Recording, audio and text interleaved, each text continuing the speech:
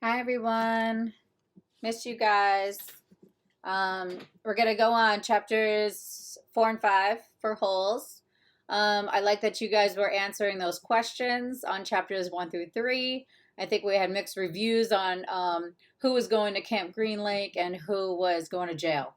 So I liked them. They were convincing. Either arguments were pretty convincing. So all right, I'm gonna post these and then post some more questions, and we can also, comment back and forth and things like that to each other's. Okay. Chapter 4. Stanley felt somewhat dazed as the guard unlocked his handcuffs and led him off the bus. He'd been on the bus for over 8 hours. Be careful, the bus driver said as Stanley walked down the steps. Stanley wasn't sure if the bus driver meant for him to be careful going down the steps or if he was telling him to be careful at Camp Green Lake. Thanks for the ride, he said. His mouth was dry and his throat hurt. He stepped onto the hard, dry dirt. There was a band of sweat around his wrist where the handcuffs had been. The land was barren and desolate. He could see a few run-down buildings and some tents.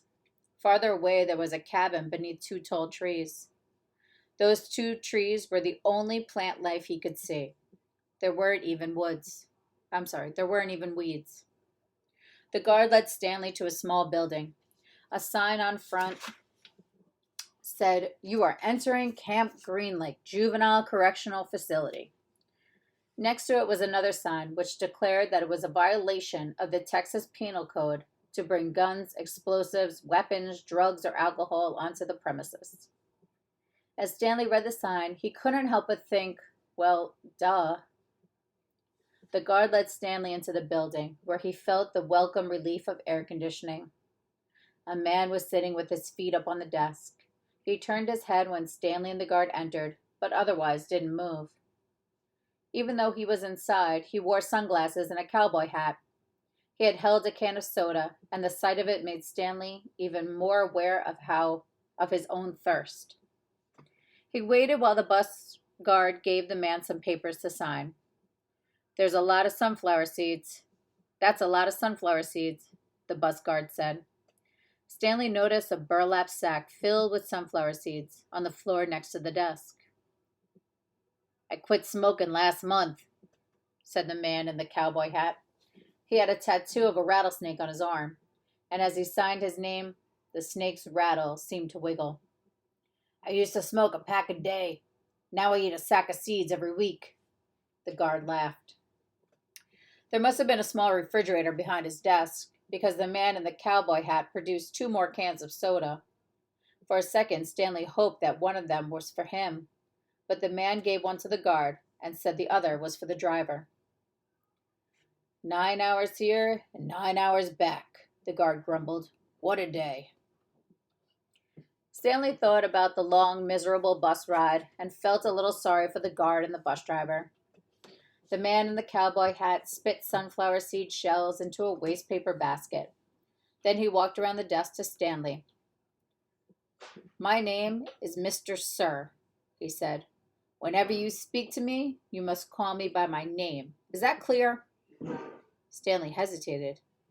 Yes, Mr. Sir, he said, though he couldn't imagine that was really the man's name. You're not in the Girl Scouts anymore, Mr. Sir said. How do you guys feel about Mr. Sir? Do you think he might be the warden? I'm wondering. Stanley had to remove his clothes in front of Mr. Sir, who made sure he wasn't hiding anything. He was then given 2 sets of clothes and a towel.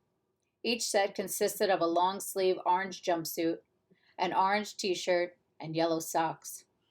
Stanley wasn't sure if the socks had been yellow originally. He was given white sneakers, an orange cap, and a canteen made of heavy plastic, which unfortunately was empty. The cap had a piece of cloth sewn on the back of it for neck protection. Stanley got dressed. The clothes smelled like soap. Mr. Sir told him he should wear 1 set to work in and 1 set for relaxation. Laundry was done every 3 days. On that day, his work clothes would be washed. Then the other set would become his work clothes, and he would get clean clothes to wear while resting. You are to dig one hole each day, including Saturdays and Sundays. Each hole must be 5 feet deep and 5 feet across in every direction. Your shovel is your measuring stick. Breakfast is served at 4:30. Jeez, that's early. Stanley must have looked surprised because Mr. Sir went on to explain that they started early to avoid the hottest part of the day. No one is going to babysit you, he added. The longer it takes you to dig, the longer you'll be out there in the sun. If you dig up anything interesting, you are to report it to me or any other counselor. When you finish, the rest of the day is yours. Stanley nodded to show he understood.